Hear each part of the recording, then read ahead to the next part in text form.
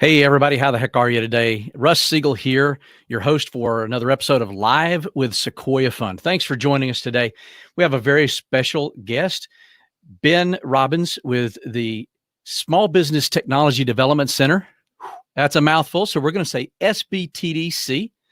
The SBTDC is a part of the North Carolina system, the University of North Carolina system, and they're all about business development, startups, business growth, expansion, government contracting, selling overseas, you name it. If your small business needs it and you need that type of expertise, they have got it. Ben's going to be talking to us today about a very special program that starts next week, and you're going to want to take advantage of this. It's a program called Taking the Leap. Ben, welcome to the show. How are you? Wonderful. Thanks for having me. So, a little bit about the SBTDC. You're part of the university system. You're actually located in Asheville, right? Correct. Great. So you're based at what, UNCA? Yeah, I'm a UNCA employee, but the Western North Carolina Center, Regional Center for SBTDC is based out of Western Carolina University, and there is an Asheville office as part of that as well. So I kind of have a few bosses. Well, I want to start with the big end of the funnel. Tell us about the SBTDC and all the different functions you guys serve and all the things that you can do for small businesses. Yeah, so SBTDC is funded by the SBA out of Washington, D.C. So all of our services are provided at no cost, no fee to our clients. We call the people we work with clients.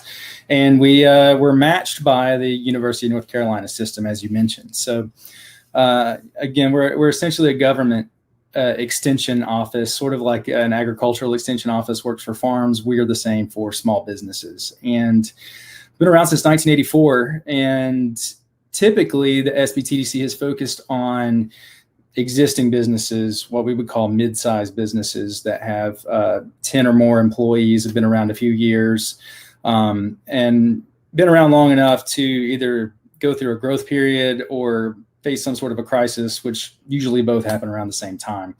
But that's been our traditional client that we work with. However, we were recently mandated by the SBA to quadruple the number of startups that we work with. And that required some head scratching and pivoting on the part of SBTDC. And so they decided, rather than try and pull back all of the existing counselors that work with these mid-sized clients, to hire a bunch, not a bunch, 6 of me, the small business launch specialists, and create a new program called the Business Launch Initiative. And so we only focus on not in businesses, people that are looking to get their business set up and to get it started.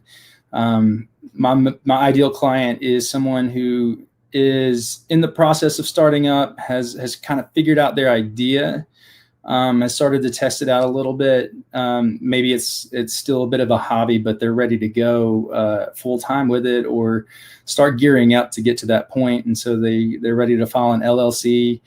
They're ready to start doing financial projections, start to work on a business plan, and to start getting the marketing going. And so those are who I work with most of the time.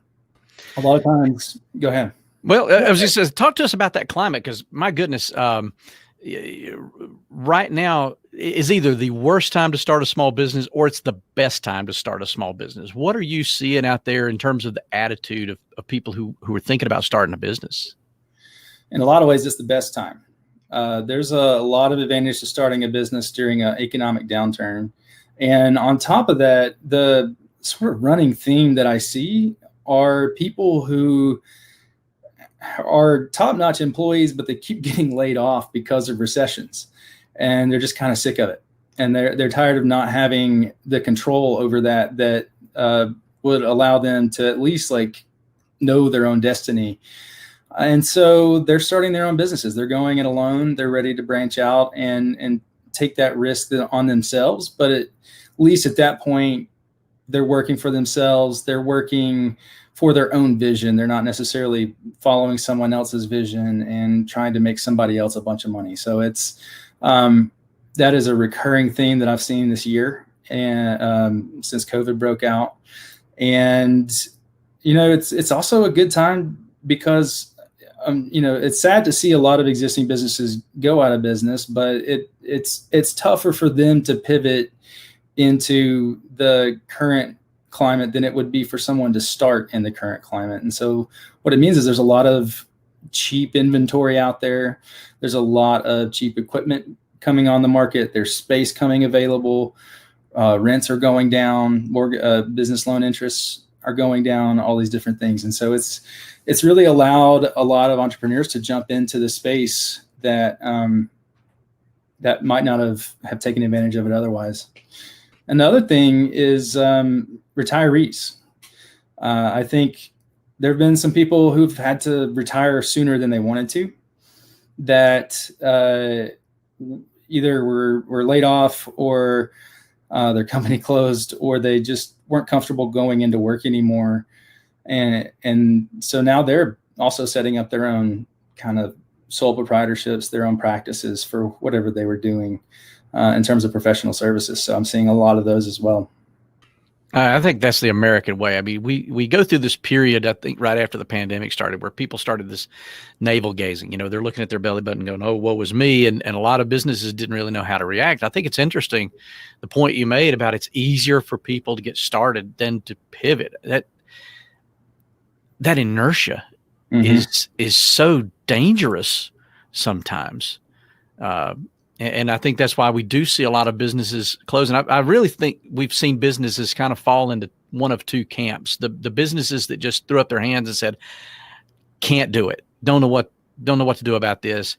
And the others who've just said, we're going to make some bold actions. We're going to do something we've never done before, and we're going to go big or go home. And so I think it's great to see those businesses make that level of change. But boy, the new businesses that are out there, I think you're right. I think this is a great time because of all the reasons you just said to start a business. It opens up a lot of opportunities if people can just see those opportunities. So tell us what your role is when somebody has this idea and they say, you know what, I'm tired of being laid off. I'm tired of being retired. I'm going to put my destiny in my hands, and I'm going to take this leap. What do they do from that point? So typically the first step is they sign up with us for counseling, because there's really two ways that I work with clients, and one of those is to do one-on-one confidential counseling. And the number of sessions it takes, however long, however many sessions it takes to get somebody in business, I'll go the distance with them. But the other way we do it is through Taking the Leap, the 4-week entrepreneurship boot camp that's starting up next week. And honestly, we cover about the same stuff either way. A lot of it is a timing issue. Some people either aren't available for the Taking the Leap training, or they come to me in between. And so in a lot of ways, it's easier to explain the topics that I cover and the trajectory through talking through the 4 weeks of Taking the Leap. And so the first week we focus on customer discovery, validating a business idea and value proposition, because ultimately it comes down to, are you solving a real problem in a way that somebody's willing to pay you? And if you're not doing that, then you're dead in the water. That's the number one reason businesses fail, is that you're not doing something somebody wants to pay you for. You're not fixing a problem that is worth money to them.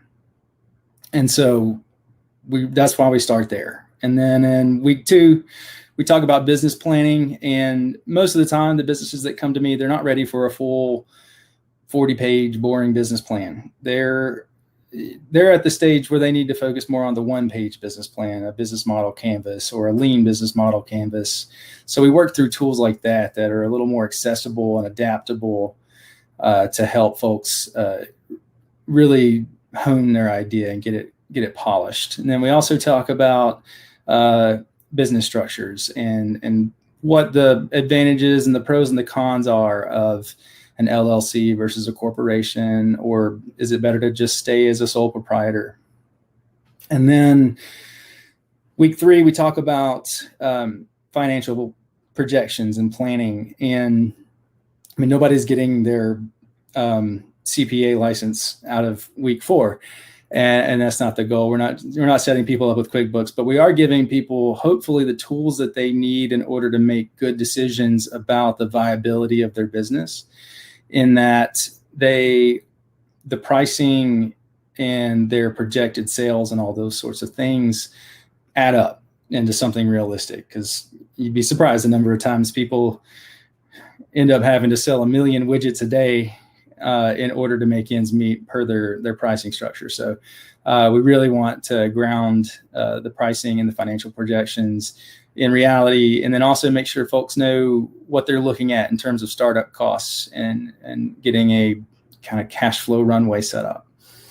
And then on week 4, we go into digital marketing, and we focus there because it's really the cheapest way as a new business to get the word out about yourself. I mean, this doesn't sound like an incredible investment of time. This sounds like a reasonable thing for people to be able to get through, and yet it is online, right? And right. So there are people who are going to say, I just don't know about taking an online course. I don't know that I have the stick-to-itiveness, or I don't know that I have what it takes to stick with it, to go through an online course. But this is a little bit different. You're running this as a cohort, right? Correct. So tell us how this is a little bit different from me just going online and trying to pick up this stuff on my own and maybe wing it solo through a course. Yeah. So originally we were doing this in person, and that's how we would prefer to do it. And that's how it was created. So and we recognize the last thing anybody wants to do from 6 to 8 p.m. on any given Tuesday night is listen to a lecture. And so we try to make it as interactive as possible. And that's why we're focusing on this cohort model. The people who start on week 1 with us, we want to stay with us all the way to week 4. It's not a pick and choose which week you come to. These aren't one-offs. They all build on each other, the 4 weeks. And the point of that is entrepreneurship can be really lonely. And it's helpful for people to know that there's other people out there trying to do the same thing that they're doing. I mean, not necessarily the same business, but somebody's trying to make a livelihood off something that they create from scratch. And it's really helpful for people to have that time, that devoted time to focus and just bat their ideas around with other people, get feedback, get encouragement, and get support. And so in a lot of ways, I think the most valuable aspect of doing the training versus just one-on-one counseling is that cohort. And people really seem to respond well to that. And luckily, because of technology and using Zoom, we do have the ability to still have some pretty meaningful breakout discussions and still keep that cohort discussion-based training style going, even though we're not in person. So we haven't really lost that as much as we were afraid we would, which is great, because that's, again, what people really seem to value. And for those who have not used Zoom, it is a very simple, very intuitive online platform. You don't have to know a lot of technology to be able to interact. And I think it's so important for people to have a peer group of like-minded people who, like you said, are going through the same thing, maybe not the same exact business, but yeah, they're dealing with the same things. They're dealing with licensing and decisions and frustrations, and they can bounce ideas off of each other. So I do want to reiterate that this is a commitment of 4 weeks. You're not going to do part of week 1 and just skip over to week 3. That this really is something you need to be all in for, but it's going to be so worth it. And Ben, while we're talking about it, I want to pop the website up here where people can go and apply for this. I know that you're taking folks not just from Western North Carolina, right? This is a statewide cohort, right? And yes, well, this particular, the one I'm giving is Western North Carolina. Really, it goes up to Boone, west all the way to Murphy and the line. But where my territory of sort stops is Charlotte and the Triad region. But there are other cohorts that are happening at the same time by other business launch specialists. So if anybody's watching this that isn't located around here, and you're free to join. There's, I'm not going to turn you away, but it is great to be, working with people that you may actually have a chance to meet. And so if you're, in Greenville, North Carolina, it's less likely that you're going to meet the people that are on the call with you one day. And so I would definitely encourage you to join the Greenville cohort. Yeah, and we do have people who watch this from the coast and the central part of the state, and so I'm glad you mentioned that. But yeah, it's so it for those of us from the greater Cullowhee metropolitan area, we're not going to be stuck in there together. We're going to have people, like you said, from Boone, from Murphy, from Hendersonville, from all over this region in that cohort to work through this together. So we're dealing with some commonalities. We're going to be able to see some common threads there. What's next, Ben? When they complete this program, what can they look forward to after the program's over?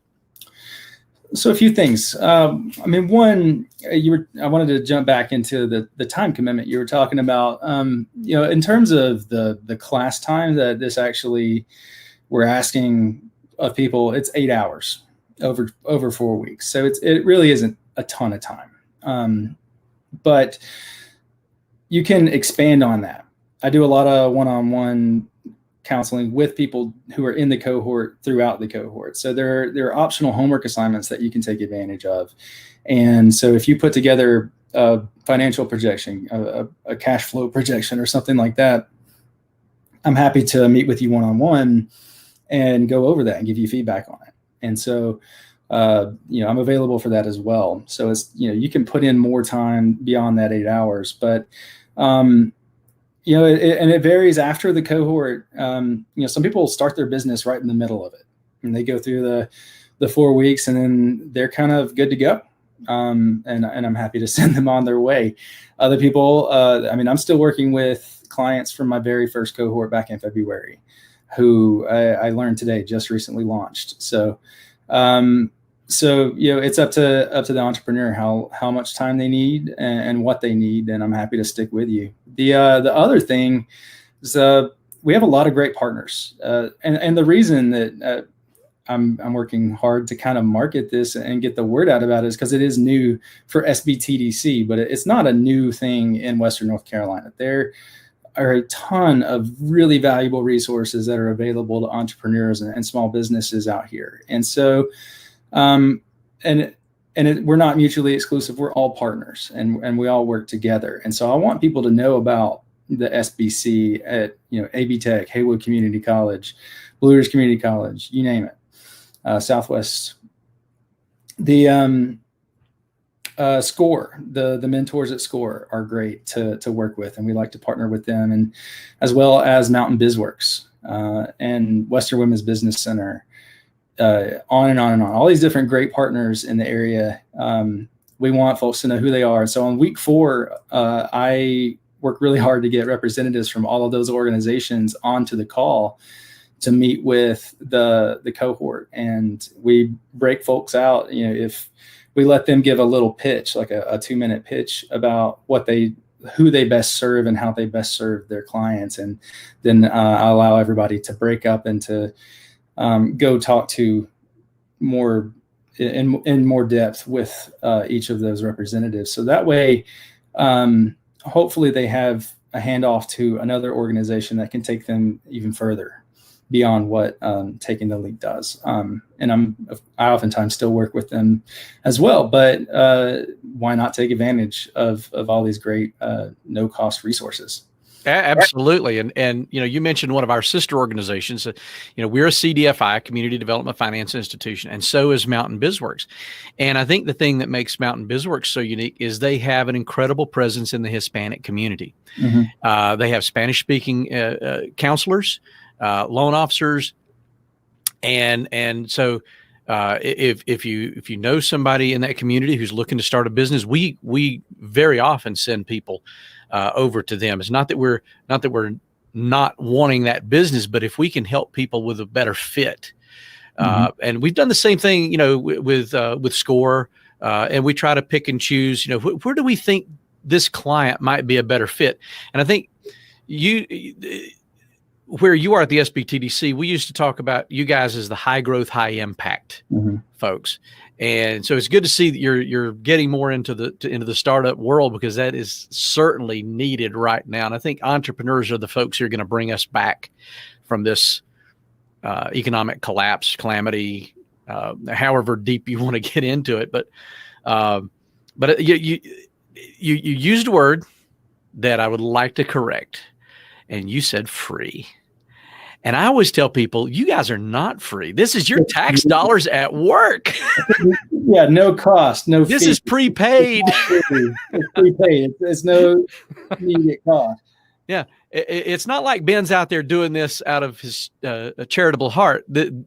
You are paying for this. And to our credit, North Carolina has this figured out better than any other state that I know of. When you talk about the small business centers, the SBTDC, the different CDFIs we have here, you've got SCORE, you've got statewide CDFIs that do exactly what we do, but they do it all across the state. We've just got tons and tons of resources. There's almost no excuse for someone to not have the knowledge they need to start a business and do it the right way, right? Absolutely. And I think in a lot of, not to discourage business school, probably speaking out of turn a little bit, but I think it's really great to see entrepreneurs that aren't business experts, that haven't been in business before. They come at it so creatively. You don't need a business degree to start a business. In a lot of ways that holds people back because they get so hung up on perfection and having it all figured out. And so, and I agree with you that entrepreneurs, especially new entrepreneurs, are going to be the salvation of the economy, because with everything going out of business, if nothing replaces it, we're definitely going to be in bad shape. But the creativity of entrepreneurs is what's going to get us through, and what's going to create new ideas, new ways of doing things that we've never seen, never thought of before. And so that's what I love about my job. It's who I get to work with, are these incredibly creative people who have deep passion for what they do. We've talked a lot since this whole pandemic started about the notion of essential workers, and we see people who are essential, but they're not necessarily the first responders. It's the plumbers, it's the electricians, as you well know, from your power outage earlier today. We're seeing people you don't have to come up with the next Microsoft or Facebook or Amazon to be an effective entrepreneur with a high impact, to be able to employ people and make a difference in your community. And I think I want to bring a couple things back together here. We talked about the information that people are going to get in this program, and you said we're not going to teach them how to be a CPA or an accountant after that 1 week with bookkeeping. They're going to learn how books are kept, but not necessarily how to be a bookkeeper. And we've got people out there who need this information, but we also have people who are so good at what they do that they need to learn the difference between when to do it themselves and when to hire a professional. What do you tell people when they say, "Oh, I'll just build my own website. I will do my own books. I will do this myself"?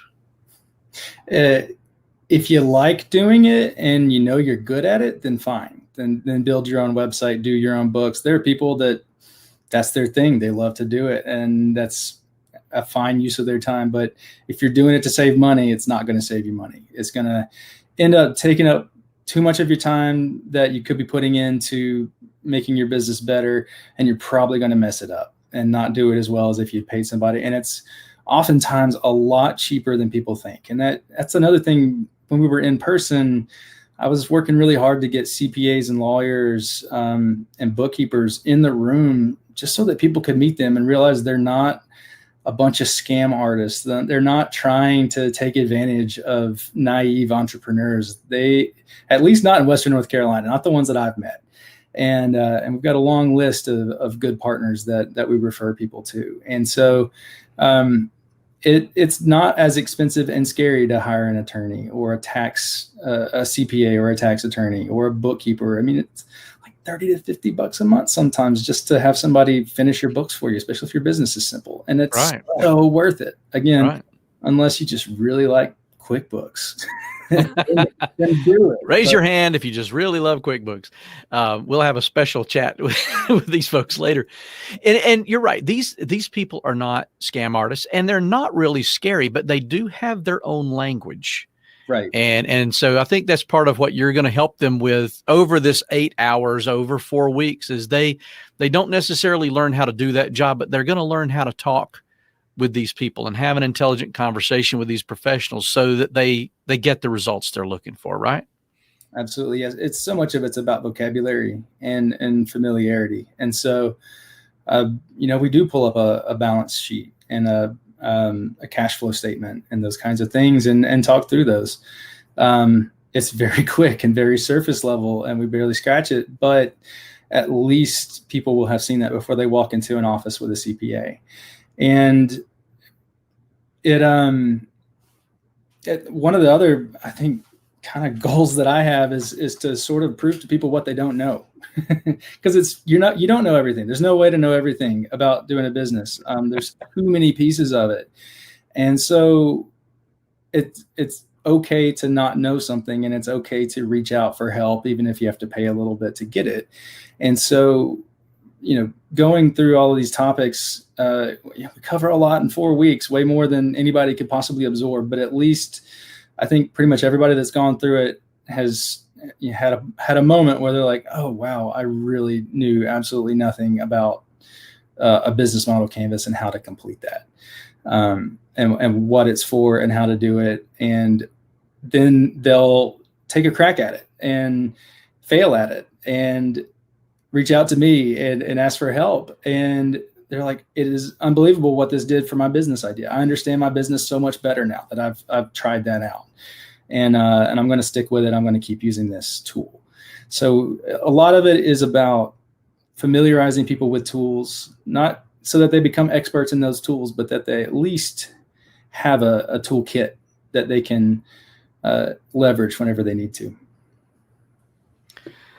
So, folks, if you are thinking about starting a business, this program has your name written all over it. This is a wonderful way to get started.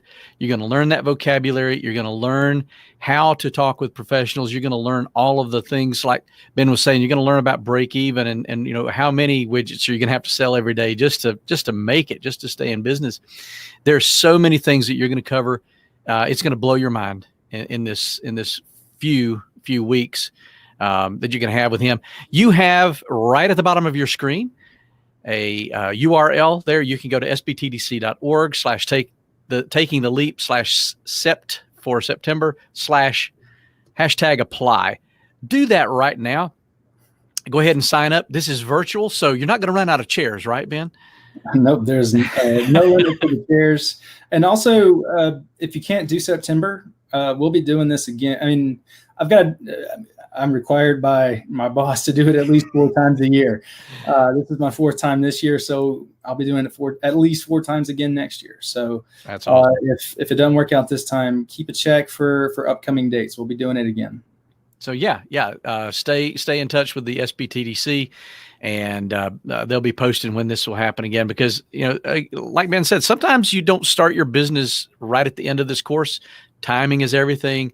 Sometimes it takes folks a little while to get to that place where you're ready to start, and it might take you a little while just to get to a place in your life where this course fits with your schedule. So make sure you keep an eye on that, and join this cohort. Jump in and take the leap with this program. It is fantastic. Ben, I want to thank you so much for being on the show today, for all the information you've shared. And thank you for all that you do and the SBTDC does. You guys are great. I've worked with you guys for a number of years, and you're just one of the best local resources that we have here in the state, and especially in Western North Carolina. You guys are awesome. And so thank you again for being here, folks. Sign up for this program. And with that, I'm going to say we'll see you next time on Live with Sequoyah Fund. Thank you.